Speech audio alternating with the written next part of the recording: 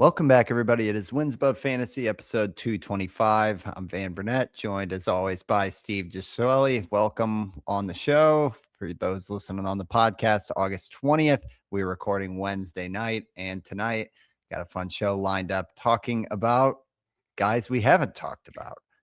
It's kind of a funny topic, Steve, because it's like ironic in a way because now we are talking about him, but really the fun of this topic is looking at players that have had really productive seasons and deserve the airtime and deserve us to kind of break down what's going on behind the scenes, what the actual stats have been.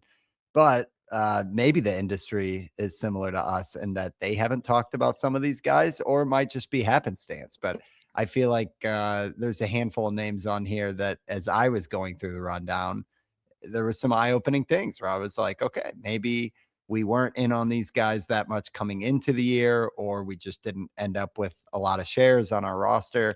But for one reason or another, they have just been off the radar in terms of WAF coverage. And it's time to give dues there. So we've got half a dozen hitters, half a dozen pitchers. Going to be a fun show. Might run long. Fine if it does. These are guys that if we don't talk about them now, how can we go into the off season with a full picture of some of the changes and impressive things that they're doing? So excited to get into it, man. I know we were talking off the air. Sounds like you're making a little playoff push. I am in the playoffs, so I've got the live stats rolling as we record tonight. I've got a lead against my brother. It's a heated rivalry in the 25-year history of our league, but hoping to have good news for both of us at the end of this week. Steve, how's it going? Good, good. Yeah, even the fact that I'm with my how my draft has gone and how I've complained about this on that show, won't get into it. Just the fact that I'm even fighting for my playoff live, let alone as we speak in a playoff spot, knock on wood, is pretty incredible. I have Fernando Tatis to thank for that, who's just learned how to be an elite player over the last 30 games or whatever. So Yes. that's been fun. Um, but to pivot back to the show topic, and not to undermine your performance and wishing you luck there, but I am very conscious of this, um, in like a paranoid way. Like Sure. I I hear feel you. like I am bitter towards breakouts that I don't roster, like specifically in my home league. I am paranoid that like I'm only talking about players that are on my team that I focus about, even though I'm not talking about my team. It's guys that directly impact me. I mean, and that's how we build the show, like, right? Like we follow certain guys and talk about guys we're looking to pick up that are available in our league. So of Or it's course there's guys going to we be. were yeah, or it's guys we were talking about a ton in the off Yeah, season, you know what I mean? exactly, Like, they're yeah, just like, it's not to our say these guys are guys. boring either, you No, no. I like, I don't know, I don't have any like, CJ Abrams this year. I know we talked about him a bunch this year, but, know? for me, it's like, I don't wanna talk about him because I didn't predict him doing this, not that many people did, and I just didn't luck into any shares or anything like that, so I'm glad we're doing this to sort of cover up any unconscious biases that I may have and talk about guys that deserve it. And there are a few guys here that I do like and am interested in and have shares, not in, like my home league and stuff like that. So but yeah, it's hard to cover everyone, especially when we're like a weekly show, right? So Yep. um glad we're focusing on some guys that definitely should have gotten some more love from us throughout the year. Yeah, and as we go through, we'll talk about, maybe why it is that we Yeah. haven't talked about him as much, but, yeah, we got a ton to get into, and I feel like the topic is pretty self-explanatory, so, well, let's jump in, and maybe as we go, we can assess, do we think this is more of an industry-wide Yeah, or people is it just people us? fade not fading, but it kind of Sleeping? overlooking, Yeah. or is it just us? I'm gonna go out on a limb and say the first one is no in Hunter Goodman because I feel like you can't ignore how productive he's been at catcher. That said, I think when you look at the body of work combined with last year, and we briefly mentioned it, Steve, when we were projecting out the first round with Dan on the show a couple weeks back, that like Hunter Goodman has quietly delivered almost first round value when you consider the catcher eligibility. 251 batting average, 34 homers, 69 runs, and 69 RBIs, and 861 OPS. Now we got to mention that Goodman is out with the shoulder strain, that for how much the Rockies value him at just 26 years old, he is probably not going to add much to that stat line before the end of the season, which is a bummer for him, just because it looked like it could have been some eye-popping stats, where now it just looks like, a excellent catcher year. But on the Fangraphs player rater, which we'll cite throughout the show, which is 5x5 categories and 15 team, Goodman is the number 8 hitter on the player rater. And that will only go down, right? Because everybody's getting more stats. But what a season. And I know, Steve, it's rare for us, you especially, to invest early on in catcher, but I know you also love Coors situation, and Hunter Goodman is a pretty good Coors situation carrying the C. Talk to me about Goodman. Do you feel like there's any industry like overlooking here, or is everybody back in because this is Coors and Rockies and a slugger who could hit 40 bombs? I mean, there definitely was, in hindsight, considering where he was drafted, right? I mean, 67, that's still relatively early, right? I mean, it's top, you Mm-hmm. know, 5 round and 15 teams, um, you know, 6, 7 rounds in 12 teams, and he was the 5th catcher off the board. Um, but I still think that maybe because of the elevated K rate, the fact that, Coors does prop up players from time to time and they have career years that you may not be fully bought into. Um, the whiff rates and chase rates all backed up that elevated strikeout rate, right? So I could see some hesitation there, but that clearly wasn't warranted. That being said, I'm probably going to be cautious next year, just given the volatility of one, catchers, two, catchers with high strikeout rates, three, the fact that he doesn't have, any plate discipline whatsoever, right? He chases a ton too. Yeah. Um, Yeah. so he is going to go as catcher number one. I don't know how many shares I will have of that. That being said, like, it's deserved to be talked about, like how amazing this season has been. He would have been a lock for 40 homers if not for the shoulder injury. So that's a clear bummer. And he also started off like really slow this year, right? Like Yeah, there he was, he was probably well, a drop in April. shallower leagues in April, right? No, I mean, he was mashing in April in terms of Oh, it power with was. 8 Okay. homers. He did May, he came back Got it. quite a bit with like a Okay. 647 OPS, but yeah, Yeah. it So it was wasn't that bad. Wasn't that bad. up and down production. What I will say in defense for Hunter Goodman is, when you think Coors, you think home road splits. He's actually done Yeah. a good amount of damage, more damage on the road, within a 566 slug compared to the 513 at Coors, which is wild. That's And 19 homers on the road versus 15 at Coors. And he's also got great splits on lefty righty in terms of power. So, I think that some of the things we usually point to, it would appear he's covered there, but we also said the same about Cal Raleigh last year. yeah, yeah. So I I think, mean, yeah, to your point on the home road splits, he's hitting 236 at home, 265 on the road. Coors has, more than homers even.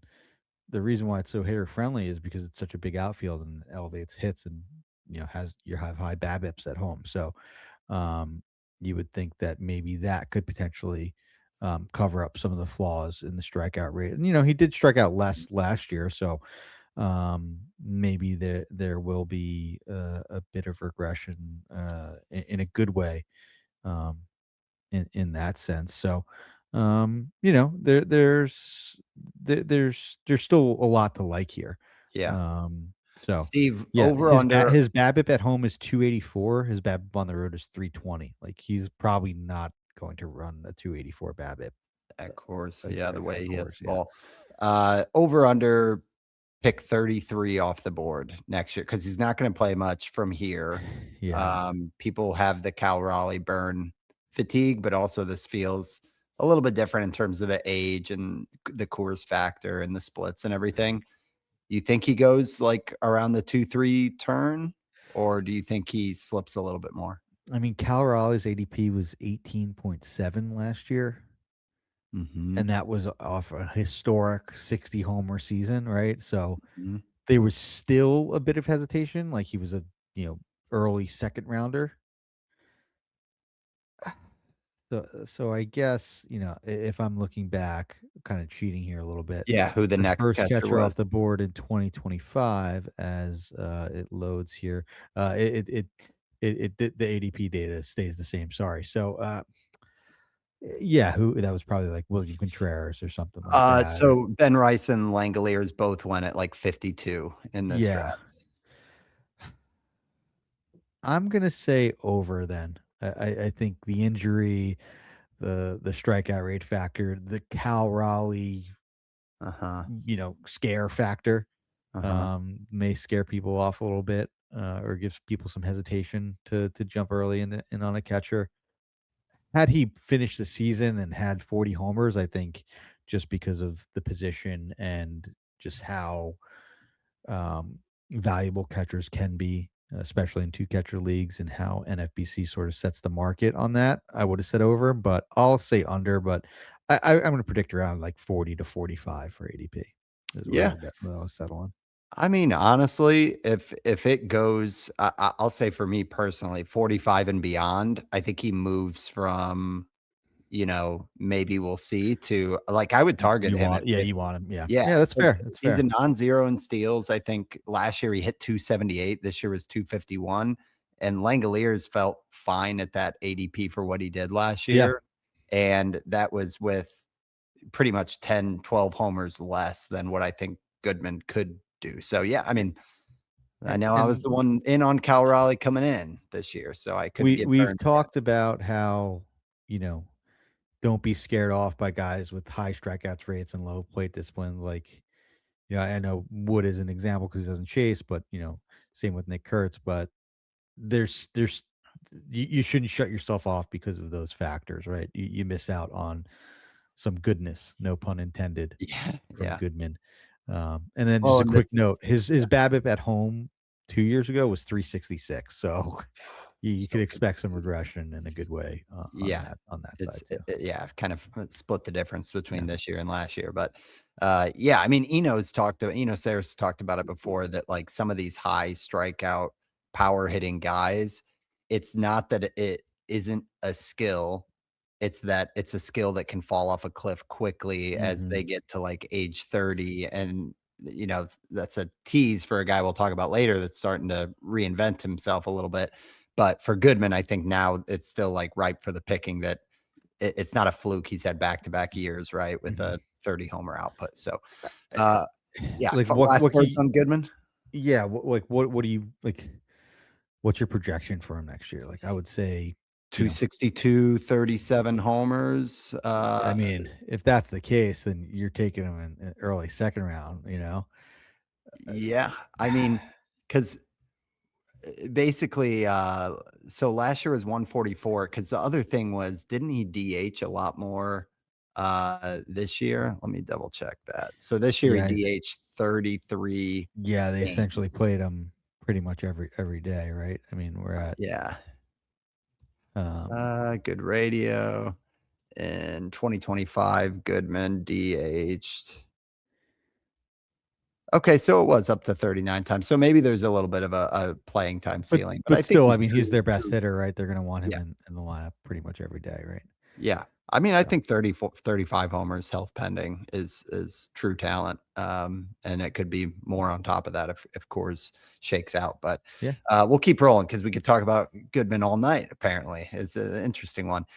Another one that, wow, just we talked about him a time or two before the season. He was not a name that people overlooked. A lot of talk was made about Sal Stewart. He was a very popular sleeper at the time, and there was quite a discount at pick 160. That just seemed to be where a lot of times we're starting to reach and shop for pitchers. So I didn't personally end up with a lot of shares, Steve, but Sal Stewart with a 3-run homer against the Cards tonight, is now the MLB league leader in RBIs with 94. That was his 27th homer. He was hitting 258 with an 802 OPS coming into tonight. So you look at the body of work now, and for a 22-year-old Sal Stewart, first and third base eligibility, he's got 27 bombs, 12 steals, going to be over 260 average, league leader in RBIs, like quite a coming out party for Sal Stewart. What do we make of this? And did you miss out, Steve, or do you think the industry is overlooking this at all for how impressive it is and how young he is? No, I didn't. I basically targeted Sal Stewart in most drafts that I was in. It was just the fact that he was such a wide awake sleeper that most people either knew that I wanted him in leagues where I, with close friends, or he just went, before I was able to grab him. I do have a few shares of him, um, and I'm doing well in leagues where I did target them, and I'm surprised that we haven't talked about him because of that. Right? We definitely did hype him up, Mm-hmm. um, in at least 2 or 3 shows in the off Oh season. yeah, because I remember Um, shouting Frank Stanfield. That was like yeah, his. yeah, If CBS had a chalkboard, for Sal yeah, Stewart was on Frank. So shout out yeah, to Frank on that one. yeah. I mean, going to keep 3 positions next year, in most leagues, right? He has, I know first and third. Does he have yeah, he does have he has 7 games at second, so we're in leagues where it's 5, he'll have second. So at least in the big boy leagues, you'll have first and third.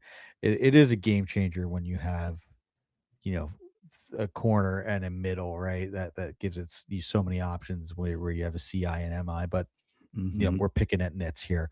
I mean, what's there not to like?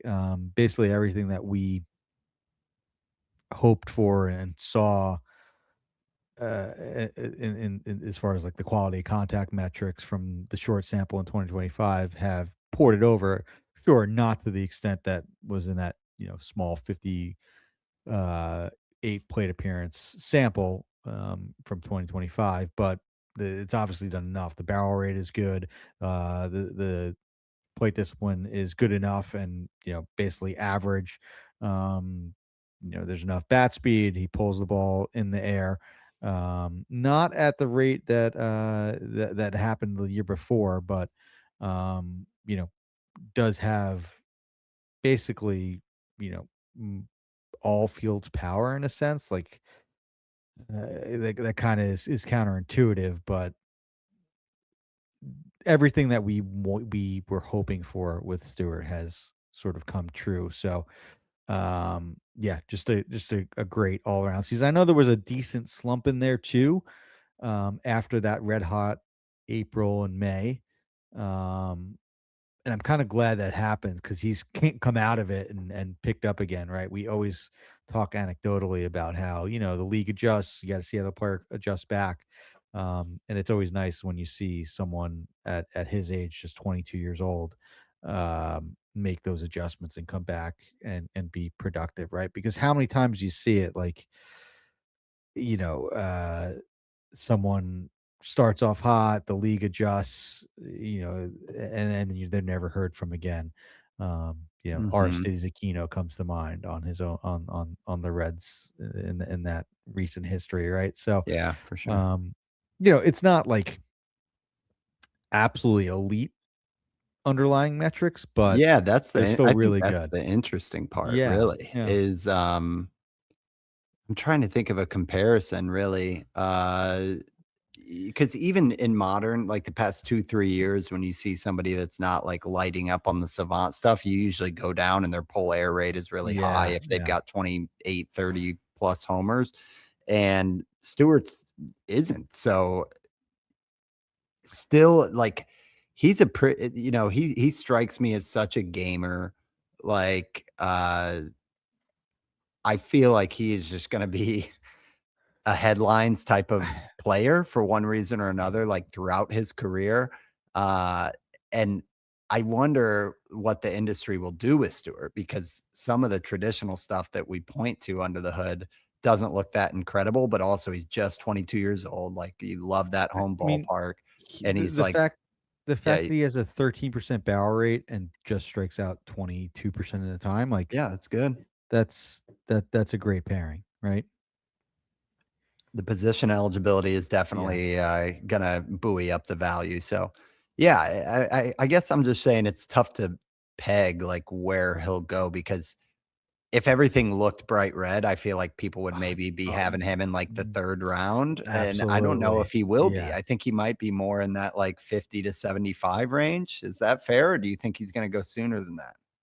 I think that's probably where he'll go, and I think it may be an opportunity, right? Like, if Uh this huh. was his stat line before we had StatCast sliders, Oh yeah, would with all the you hype kn he had coming into the yeah, year. yeah, Yeah, wouldn't he I mean, but it's funny, he had hype because of the StatCast sliders, right, right. right? It's just like Like, it's the he backwards had the nature of yeah, what we do. so, Yeah, um so that's Sal Stewart. I think, well, first and foremost, give him his flowers for yeah, a heck of a year and a bright career ahead. And beyond that, we're gonna grab the popcorn to see where, like, he's gonna be a really interesting name in the pitcher list. Too early mock to see where mhm, he goes.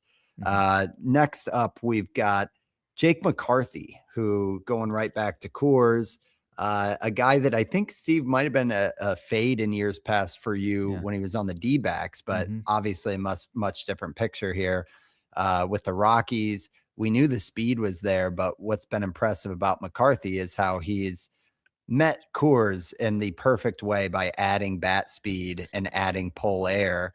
And all of a sudden, a guy who felt like just kind of a rabbit mold with like contact and uh, 25 plus steals is sitting at 13 homers mid August to where he's a non zero there.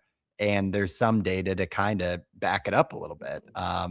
So McCarthy still kept the hit tool, a 294 average, but a 824 OPS to go with it. And, I think there's the room for growth here, even though he's 29 years old, is like, I feel like if he continues to blossom, I know he's been on a heater, right? There was it like the month of July? Yeah, he had 22 RBIs in the month of mhm. July. August has still been really good. Even a better slash line, honestly, 324 and an 876 OPS. So he's on fire since the All Star break. But will the Rockies play him every day? Because he's sat like 20 games this season, which is kind of annoying, or at least come off the bench. And that might be the difference because I guess when you get to some of the counting stats, 61 runs, 68 RBIs. If he played every game in Coors, that's where you're kind of dreaming on like a Charlie Blackmon mold. But talk about McCarthy, Steve. This one definitely feels like it came out of nowhere in a way. Yeah, this is just a really crazy profile, just a crazy player. Like, the guy had a 592 OPS last year and 222 plate appearances. You would have thought that maybe he would have been out of baseball potentially Yeah. to going to putting up, you know, uh, what is a career year, and that was the year before that. He was pretty good. He had 8 homers, 25 steals, 750 OPS. Like, fine. Yeah, there was a time where they just did not play him versus lefties. That's why he's sat, 23 games, or hasn't started 23 games this year. But he's not only started versus lefties recently, he's let off um, recently, which is nice. And the Rockies are being rewarded for it. And then just going to the underlying profile, like, has a great launch angle, sweet spot, great XBA, doesn't strike out, but he chases and whiffs a good amount.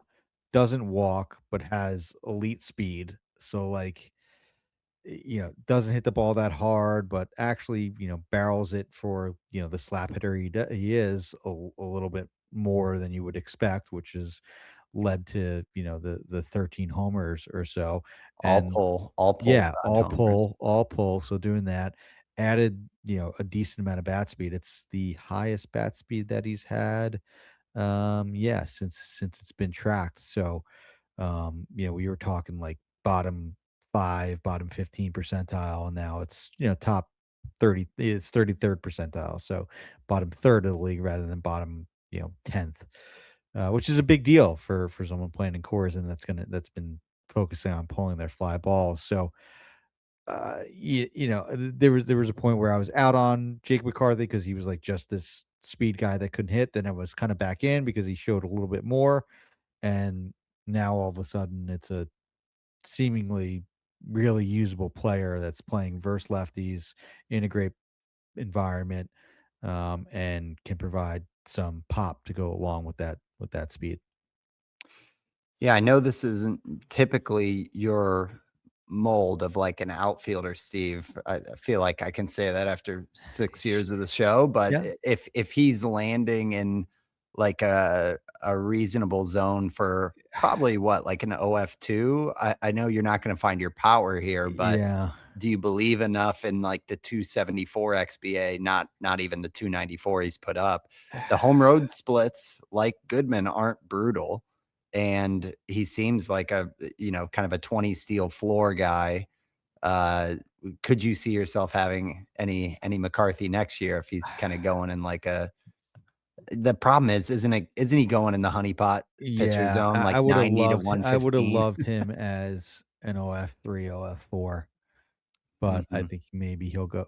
I don't know, maybe it's, it's Jake McCarthy. People won't buy it as much, but I just think that the fact that he has, 35 combined homer and steals, plays in cores with a good average, like, he's gonna be hyped up and probably a bit too expensive for my liking, but maybe that's a mistake. Maybe that is a mistake. Yeah, we shall see. One thing to note is despite being 29 years old and kind of having this late bloomer high watermark career year, sprint speed is still 99th Yeah. percentile. So Yeah. there's no He's doubt so in that. super And fast. that's a tasty combo and cores with all the pole air stuff. So all right, that gets us through half of our hitters, and we've got three more. We got pitchers on deck as well, but we're gonna take our first ad break. We'll be right back after this. All right. So, Steve, going from Jake McCarthy to another Jake, not from State Farm, had to do it. Jake Bauers is player rater number 22 in terms of hitters. Should have mentioned, by the way, that Sal Stewart number 18 on the player rater in terms of hitter list, and McCarthy is 21. So right after him is Jake Mm. Bauers. This is one I have to say, Steve, was when he went 4 for 4 on Sunday against my team. His fourth hit was an RBI double Oh, that tied a category that made me miss the bye week in my 16 playoff by a half a category. So I'll do my best to be kind to Jake Bauers here. But honestly, it's not hard. The dude has just been on fire. And this is a name that has been a waft name. You have to go back to maybe like 2021, 2022. Uh, I believe there were a couple years where the underlying metrics when he was like on Cleveland, where we were interested, and it just felt like he never really put it together. Yeah, I mean, he had 3 years where he hit 12 homers, and it's like, okay, maybe this guy's just a platoon bat. No, the Brewers, it's not just pitching. They can turn anybody mhm. into a bona fide fantasy stud. And Bauers is the latest here. He's got a 277 average, an 894 OPS, 22 homers, 9 steals, just rock solid all around at first. Not like your traditional slugging 35 homer first baseman, but I think he does enough of the other stuff that it's like, I don't know, kinda Andrew Vaughn shaped or just, I mean, and they've been such a good offense as well that some of those sneaky counting stats, like he's sitting at 74 runs, 72 RBIs. We're gonna finish the season and Jake Bauer is gonna have a really good, stat line, and then you look next at what's under the hood, and it all looks sensational with the 14% barrel rate, walks a ton. The XBA supports that he's at least like a plus batting average, maybe not the 277. But he's another guy that it's just like kind of all fields with, they're not just wall scrapers. So another 30-year-old like Jake McCarthy, pretty much. late bloomer. What do we make of this? Where do we think we'll go? Do we buy it? Are you going to be in? Talk about Jake Bauers here, Steve. Man, what insane year this is, from both the production and the back of the baseball card stats and the underlying stats. And like this kind of, like you said, this kind of should have been an obvious pick for a breakout. Like last year, all of these numbers were just as good. Like the bat speed was great, the barrel rate was great, the hard hit rate was, well above average. The expected slugging and xwOBA were really good. Like, he didn't play versus lefties, so I get it. And he really, 662 ADP, Steve. yeah, 662. he was free. He was absolutely free. This is insane. And it's like you said, even years before that, there were things that he was doing process wise well, that I think, when we talked like deep sleepers, he always came up on shows where we looked at things that guys were doing really well. Like you would do the filter and be like the top 5 hitters in baseball, and Jake Bauers as far as like chase rate and Bauer rate above 10% sort of thing. And we would kind of brush it to the side just because, oh yeah, platoon player or whatever. That's what makes this so hard, right? Because you fall into the traps of, yeah, we love these things these guys do, but oh, they don't play versus lefties, and how valuable are they in fantasy? But then guys like Bowers does well enough and earns playing time versus lefties. Guys like Dominic Canzone earn playing time versus lefties. It's really impressive what Jake Bauers has done, and it's hard for me to say that it's not real. Mm-hmm. Yeah, he's going to be a tricky one just because it's still one season.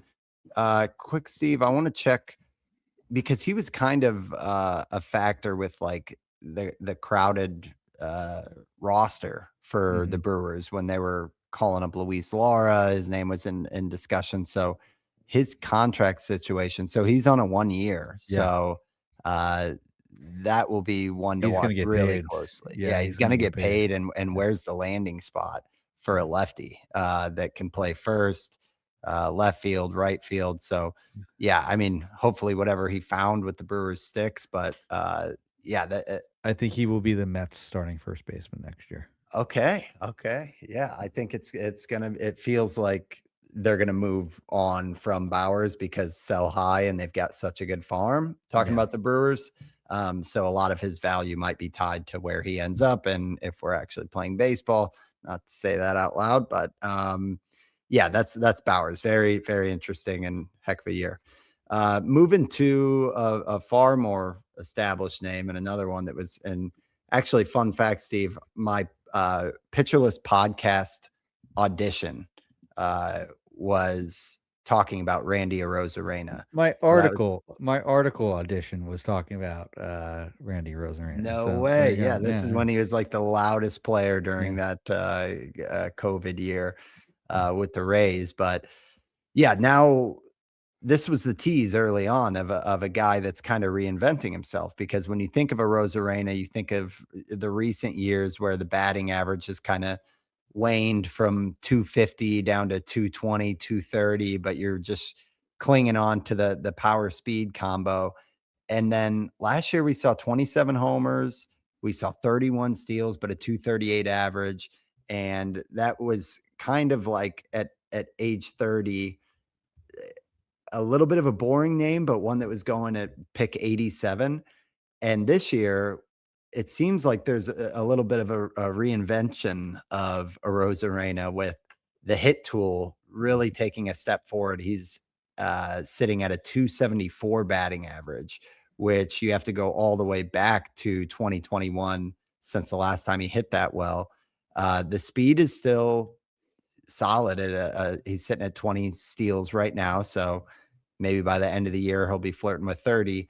The power at 17 homers has kind of come down a little bit. And maybe that's okay because the expected batting average kind of supports what he's done.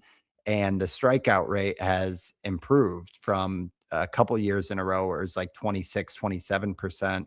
And now it's down to 21%. On top of that, something we don't usually like for guys. He's trading out fly balls for grounders, but also for line drives. It I bring up Arozarena not to I know I'm painting like a rosy picture, no pun intended.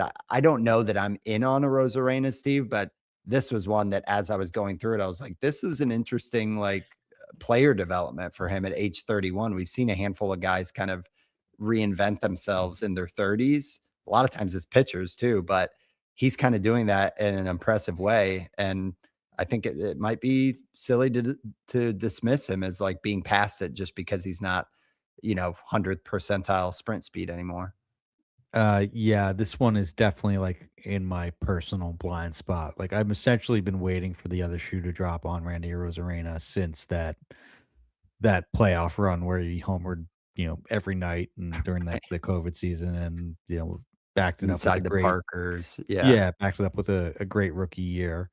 Um, hard to believe that was you know 5 years ago now. Crazy. Um, so I felt sort of vindicated in 2024 when he had a 2020 season, but the average started to come down just because it was like, yeah, the underlying metrics have been pointing at this, that the K rate should go up and that he doesn't have the best plate discipline, and the batted ball metrics has never been elite, but he's done a good job still producing value despite that basically every year, right? Like even that year that I just mentioned when he hit 219, 2020. Last year, yeah, he only hit 235. He had 27 homers and 31 steals. Like that's a really good fantasy player, like with a 760 OPS. This year, this will be his highest OPS in a full season ever. Mm. Um, you know, so yeah, the power's down a little bit, but there's, good OBP. The slug is, back to it's the second highest that it's been since that 2021 season, despite just the 17 homers. So, it's not just the OPS isn't just being propped up by like singles and walks, right? There actually is some slug to go with it too, despite just the 17 homers. The 140 WRC plus is the highest it'll be. He's never cracked 127 before that. So yeah, props to Rosarena. Like this has been a really good fantasy season, despite the Mariners being disappointing, it being a tough ballpark, him having some concerns of the hood, like cutting the K rate, still having an average barrel rate and a decent hard hit. Like I think it's been a good trade off. It clearly is working for him. And if this is the new version of a Rosarena, like this is a fine end product. Yeah, another one that will be a free agent at the end of the year as Interesting. well, and I think Seattle, for how Hmm. much, we look up to their pitching, whether or not they all turn out, is, not the best offensive environment, Yeah, so, I'm not sure in, like, a keeper league, I'm in for multiple years because he's only done it this 1 year, but with the right landing spot, I think yeah, this feels like kind of a rock solid OF2 if you're buying some of the changes and still that definitely. 2020 floor. So, Yeah. yeah, that's a Rosarena. Moving right along, our last one is certainly a name we've talked about throughout the WAF history, but not Mhm. at all this year, and it's Brandon Lowe. Uh, the thing with Lowe, Steve, is a 253 batting average, 798 OPS. He does have 27 home runs. Want to give him respect here as second base for the Pirates, age 32 season. I don't know how much different this looks than what we've known Brandon Lowe to be for years and years. I'm wondering if it's just we're finally seeing Brandon Lowe healthy and on a team that kind of puts him right in the heart of the order. 80 RBI is very impressive, but you can prove me wrong. I'm not sure this is moving the needle for me on how I would kind of value Thi Brandon Lowe every This year. is who he is. This is It exactly is. who he is.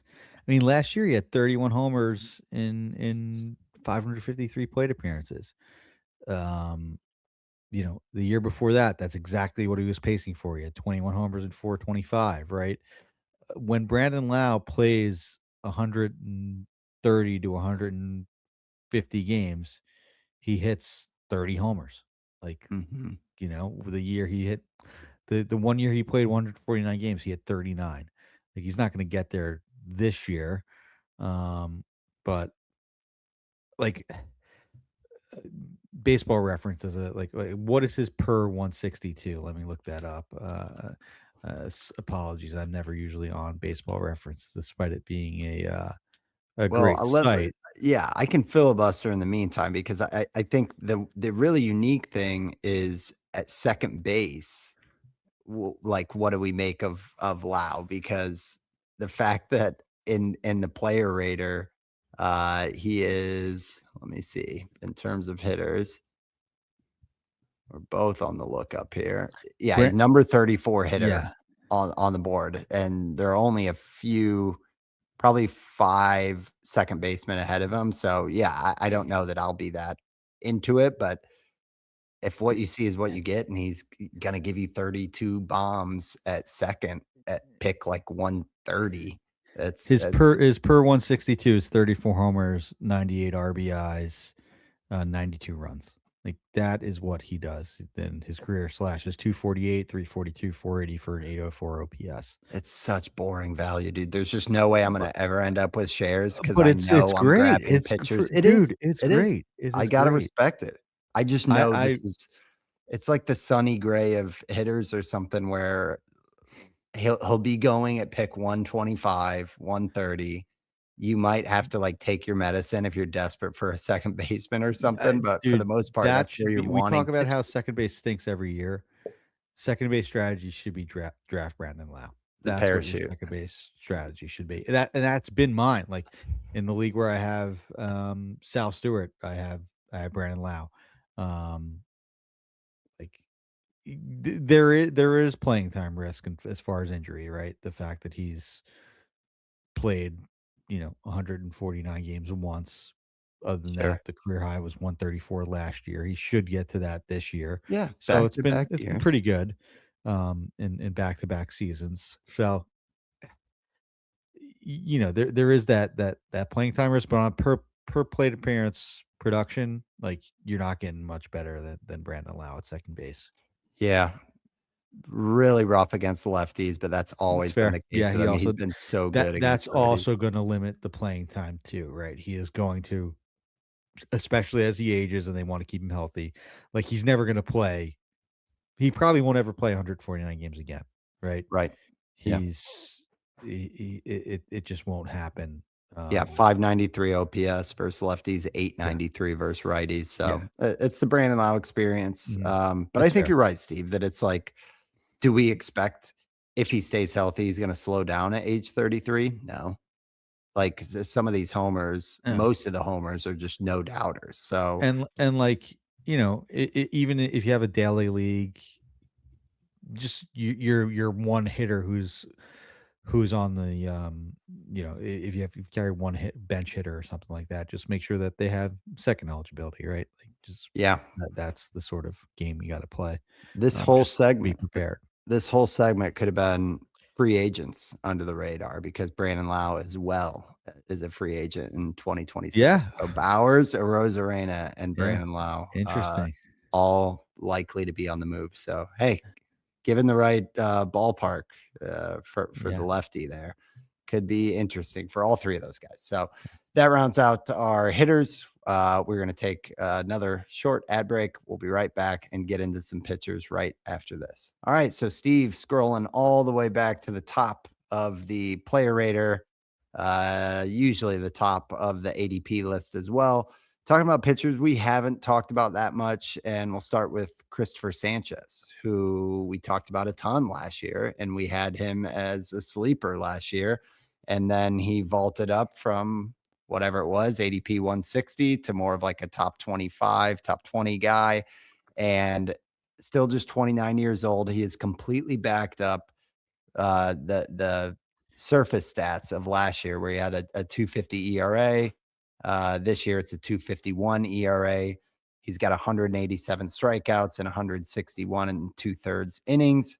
16-4 record is pristine. The whip, on the other hand, is a 122 versus the 106. The walk rate is still good. He's just been yeah, more hits. slightly hittable.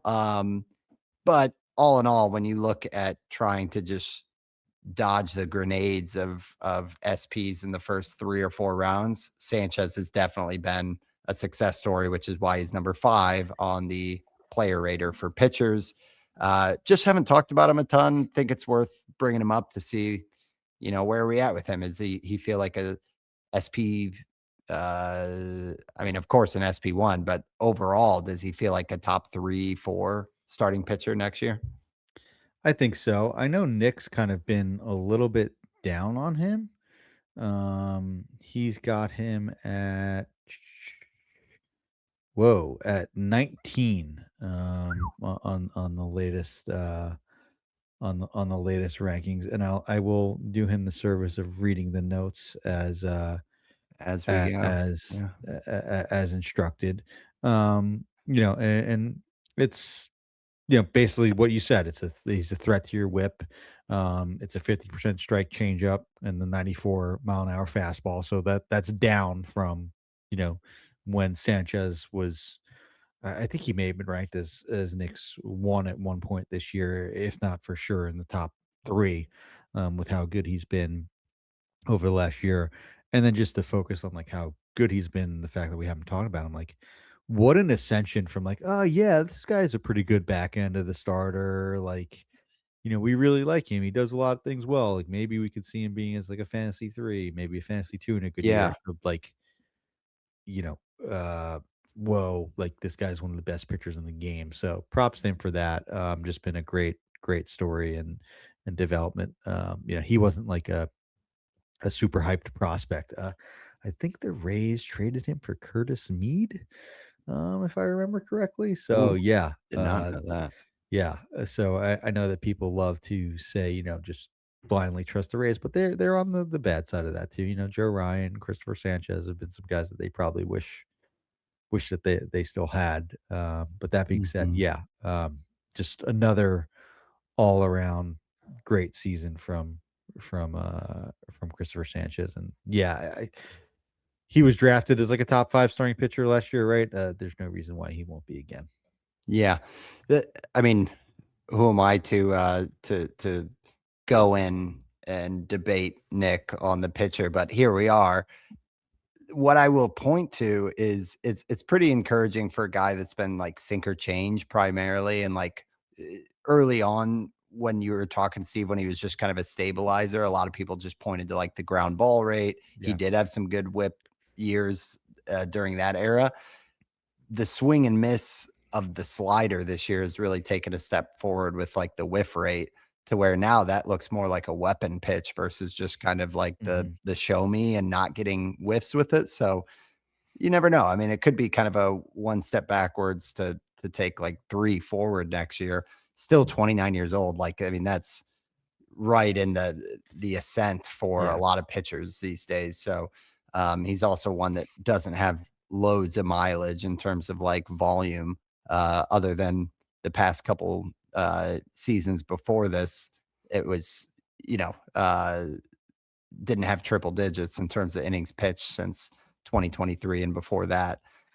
So I think Sanchez is still one that will be early on, but guess if Nick is early making a fade case, maybe there might be Yeah. some value, or at least All a right. little bit lesser of Who a would you price. rather have for next year? Christopher Sanchez or Yoshinobu Yamamoto? I knew you were going to ask that. I don't have my own mind made up on that, but oh, I mean, when you point to the whip, like Yamamoto with a Yeah. .89 whip Yeah. but the K, it's just a trade-off in terms of the Ks. Okay. Here's maybe a better one. Christopher Sanchez or Jesus Luzardo? I'm leaning Sanchez for that Okay. one. Mhm. I think Yamamoto might have the argument like Yeah, as I went SP2. down 5 ranks Um, Yamamoto is, Nick's 5, Luzardo is his 10. Um, okay. Yeah, I mean, I would take, if you didn't tell me that and I wasn't reading that, I would be taking Christopher Sanchez over Luzardo for sure. yeah, I'm and I mean, to be fair, this isn't Nick's rankings for next year. This is a snapshot of, like, right this Yeah, the second week to week now and everything. ranking. Yes. Yes. So, Sanchez's velocity is down a little bit, his changeup feel is off. this could very easily change with 2 good starts from Sanchez. So, um, Yeah. I'll bounce one just back an at you, interesting Steve. interesting game. What about soon to be 38 Chris Sale with Ooh, his ooh, dominant but less volume, ooh, Chris Sale or Christopher Sanchez? ah, Battle of the Chris's. uh, I would go Sal. I would go Sal. I Okay. still I Wow. still I still believe in him, and despite the age, like he looks like he's having like the Justin Verlander end of career, like, yeah, this guy still got it, Uh-huh. late 30s type of thing, like Hall of Famer bound Oh, yeah. last few seasons. I mean, when was the last time he had an ERA over 3 as it happened? Uh, 2.16 this year. Oh, he yeah, had a going back he had a to 430 in 2023 with Boston. 23. Yeah. Wow. Yeah, Yeah, but that's an interesting his one. Sierra was 350. So Yeah, I got the whole offseason to look at it, but my gut right on the asking the question is I would press the button on Sanchez oh, over okay. Sale, Well, yeah, but, you know, it's fair. Yeah, it's a long offseason. All right, we'll move down the ADP board, but not too far on the yeah, player radar because the number 7 pitcher is Chase Burns, who this one is certainly, I mean, goes without saying on Sanchez, but certainly not one that was overlooked at all in the industry. Coming no, into the year, he was a very buzzworthy name.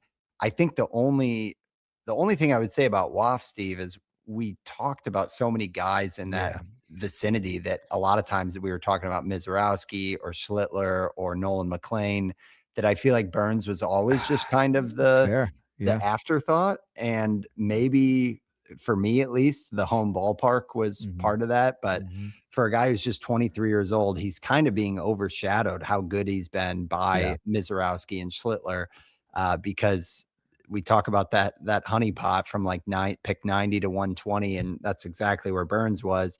And he has just been excellent. The 14-2 record, 251 ERA, 111 whip is helping, and 159 strikeouts in 136 innings. I will say, compared to a name we'll talk about a little bit later, there's still a little bit of an elevated walk rate, hmm but the fastball velocity, like sitting at 98, is excellent.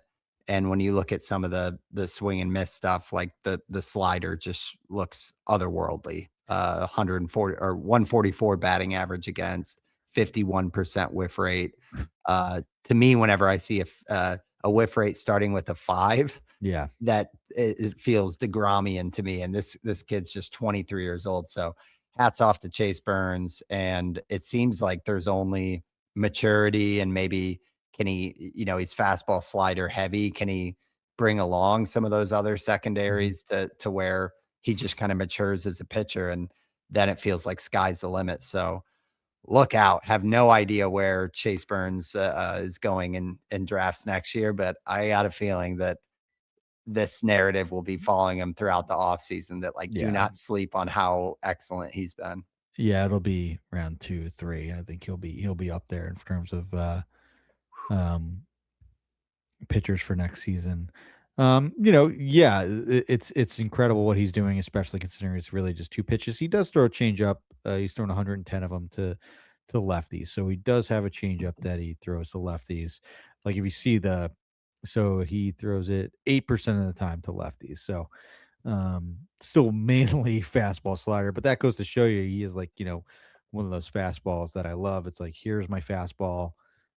It's Mhm. down the middle, you can't hit it. And then here's the slider. If you guess fastball, you're toast on that too. So good luck. Um, we have seen the downside of guys that don't develop that third pitch, like Spencer Strider. I know there was injury in there. And I'm not saying that's going to happen with Burns, but that's the downside there. Um, but I don't see why we couldn't project him to develop, a more reasonable changeup that he goes through in the offseason more frequently to both hands or just another different pitch, Mhm. whatever. Like a young It's Freddie Peralta was kind of yeah, the two pitch wonder yeah, and, threw gas and had yeah. some a good curve or sweeper. But yeah.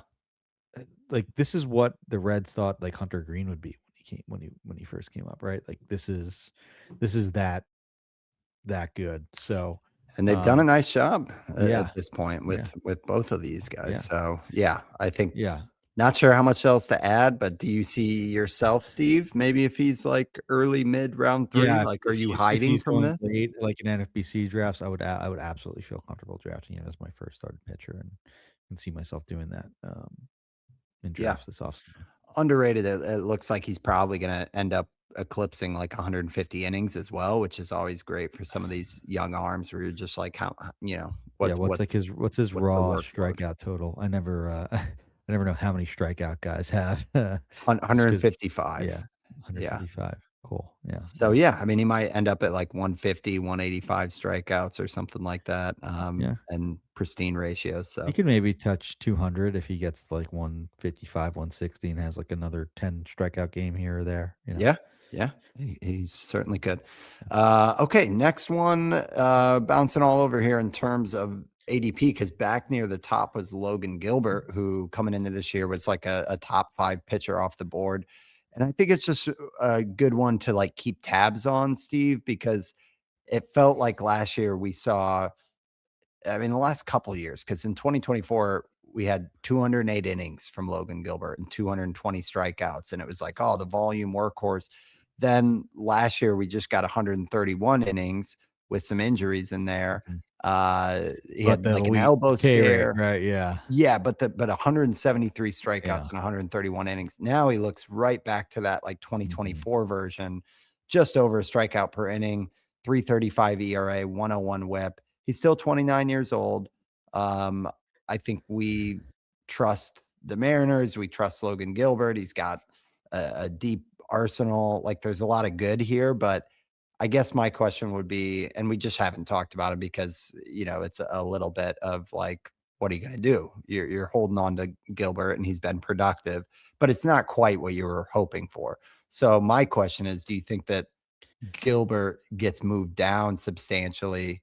If you still got Nick's list up, I'd be curious on where Gilbert's sitting there, but I'm wondering now, is he no longer kind of like a top 30, 40 pick off the board? Do we think that Gilbert might be like a fifth, sixth round pitcher next year? Or are we willing to say, like, he's still out and out SP1? He needs to be drafted accordingly. I mean, Nick still got him at 8 right now. So according to Nick, yes.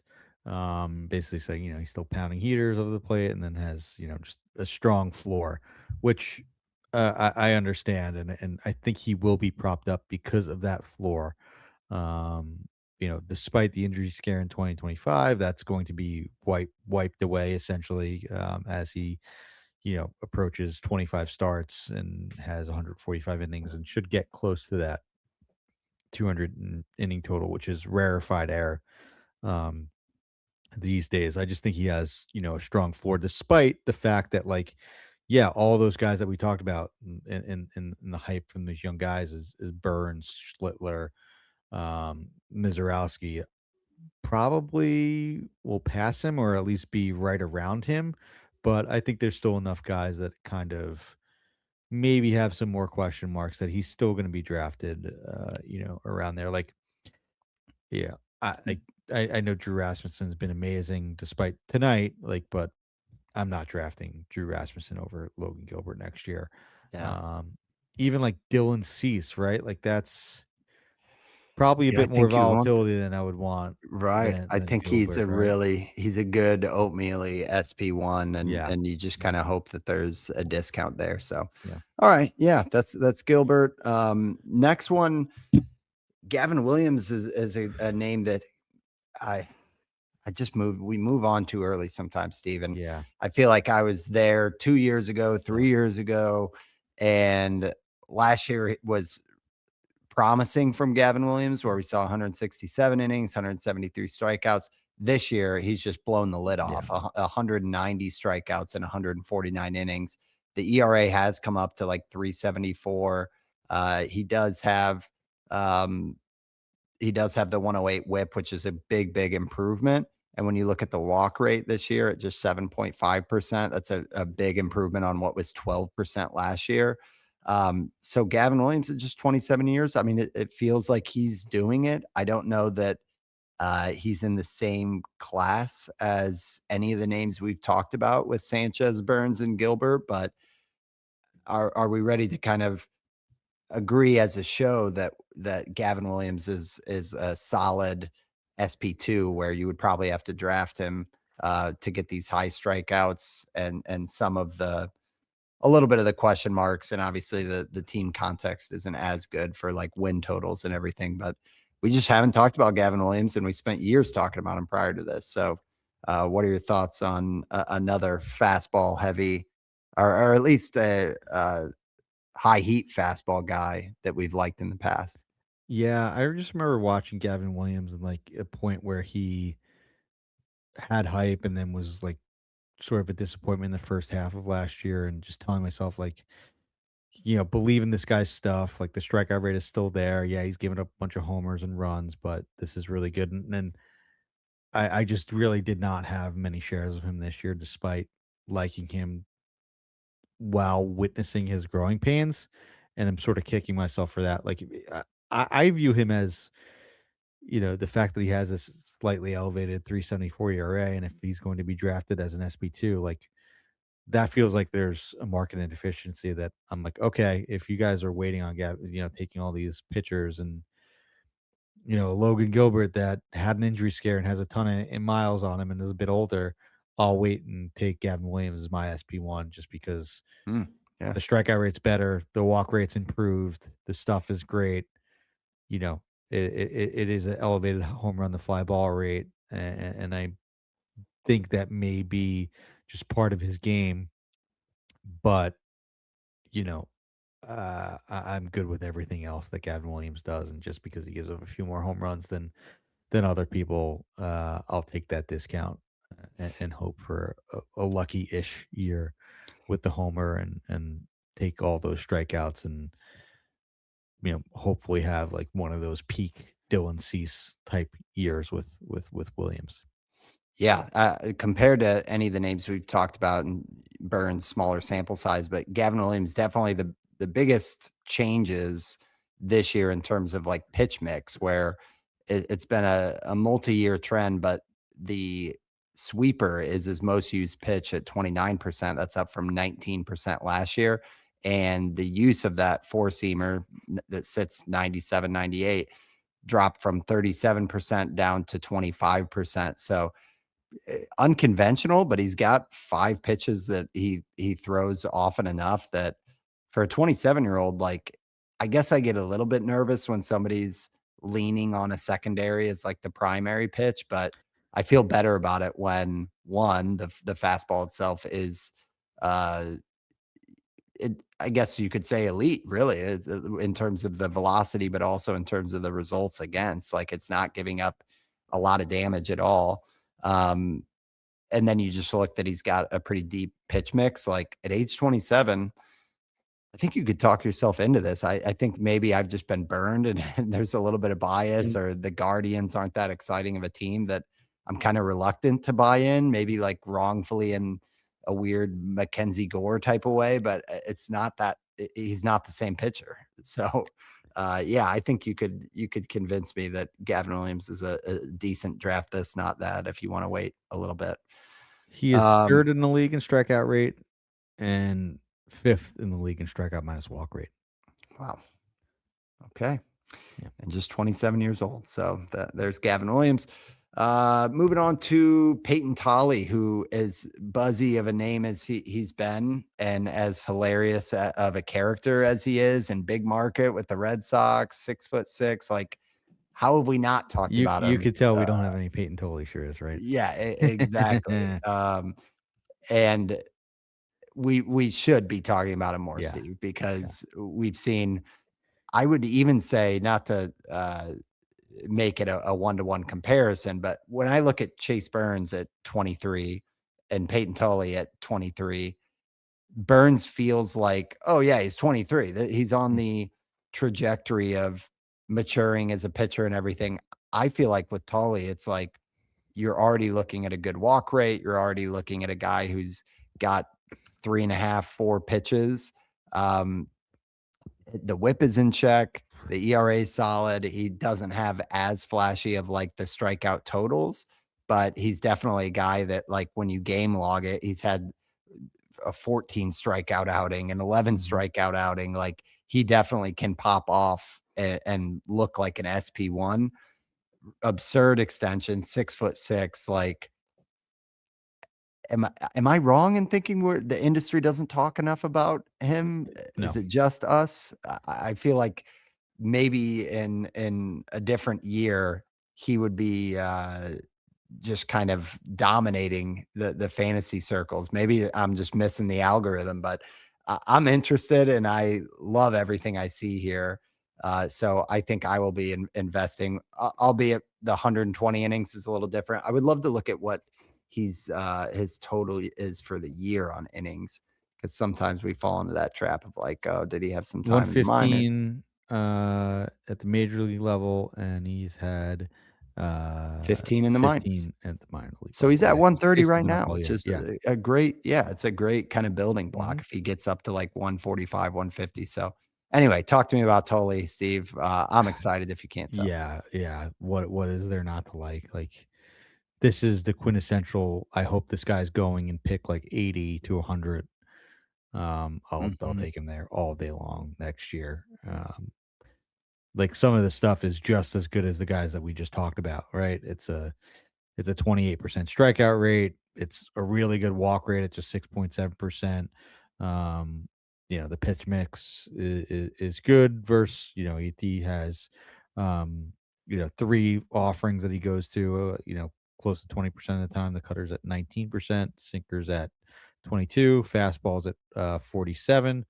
Um, so, really, really hard to find anything that you don't like. So, yeah, all aboard the Payton Tolle train. We have definitely missed him as far as like breakout names and guys that have lived up to the hype. What a good pitcher, and I don't see why it's not going to continue next year. I think I'm ready to say I would draft him over Drew Rasmussen next year. Ooh,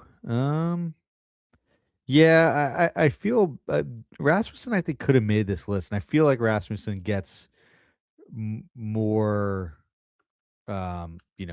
His you know, like his innings total is still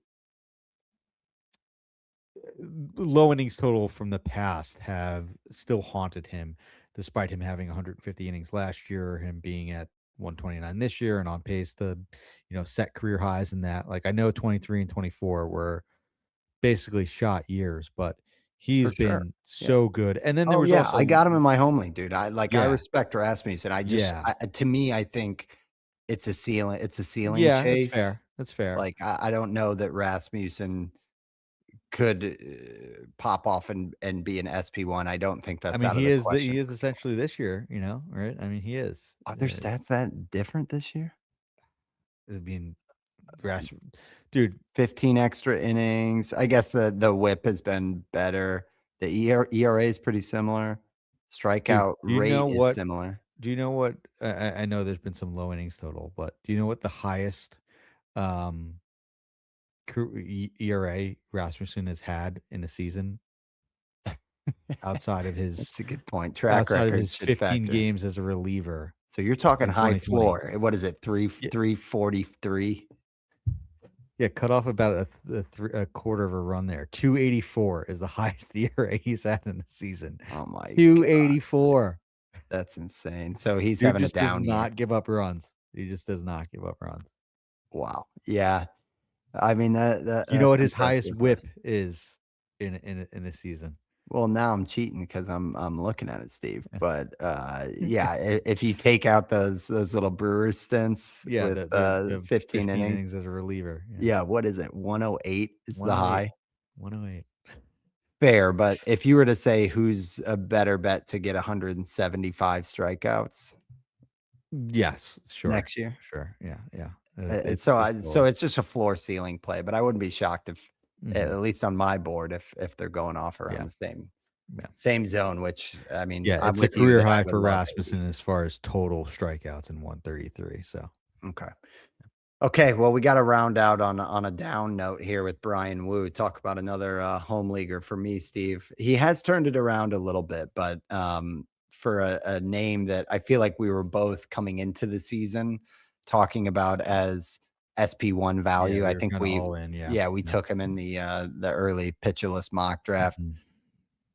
It's just been a bummer. Like, if you told me that the health would have been there like it has, Mhm. I would not have said, "Yeah, you're gonna get a 4.10 ERA." The home road splits are a lot of Crazy. the story, or at least the, symptoms, but a 1.96 ERA in Seattle, 5.96 ERA on the road is nuts. Um, I guess it's the most drastic version of, like, the Logan Gilbert question Mhm. that what happens here from Woo, because in his 3 starts in August, he's had a 1 ERA with a .67 WHIP. He still doesn't look like a world beater in terms of, like, strikeout rate, Mhm.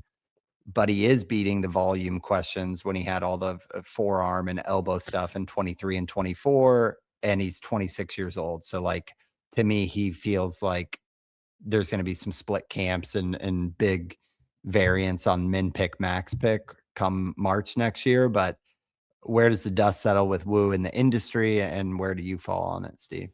I don't know, there's outside of that, like, the strikeout rate's gone down. It's 24% from the 27% last year, right? The, other end of that, like, the left on base percentage is extremely low, like, that's going to regress. Also on the flip side of that, like, the swing strike rate has gone down a full percentage point from last year.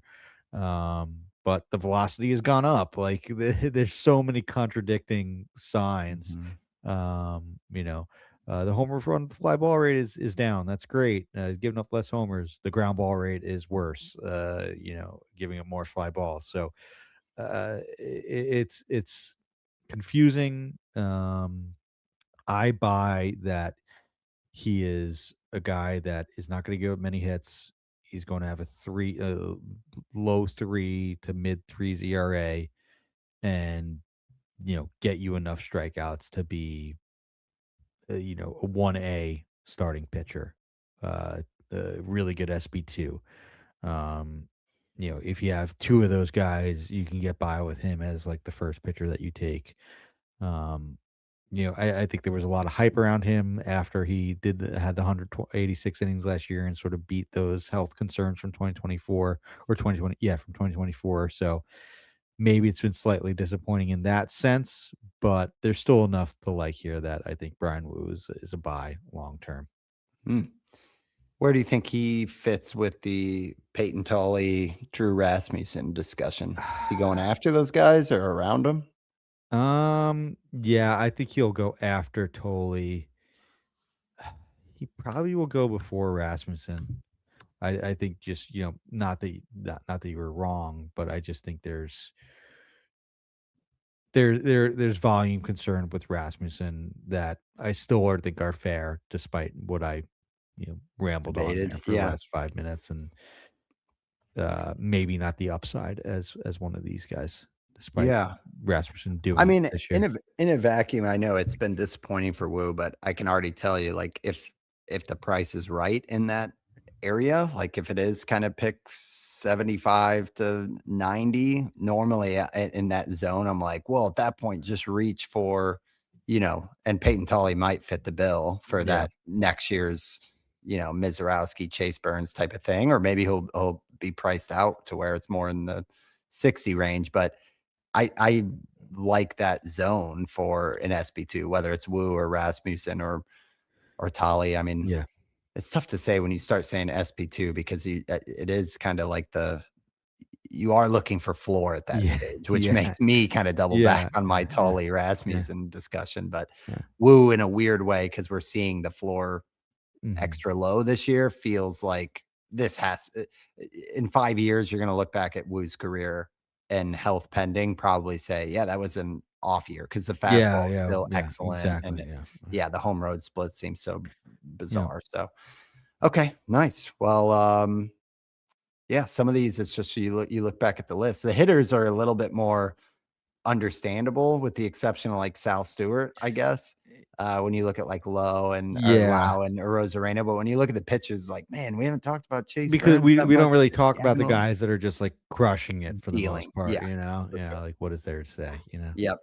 That's a good point. But cool. All right. Well, that rounds us out. As promised, we ran a little long, but great show. Great to touch on some names that we haven't throughout the season. And it will be really interesting to keep tabs on them throughout the offseason, especially some of those free agent ones. But we'll be back next week. Thank you guys for hanging in with us. If you guys are in the playoffs or home stretch, of course, best of luck. We are around on all the socials. If you guys have any questions or topics you want us to weave in during the dog days here, but we are still once a week through September. So that wraps us up for episode 225. Thanks for talking baseball with us. Thanks, guys. Later.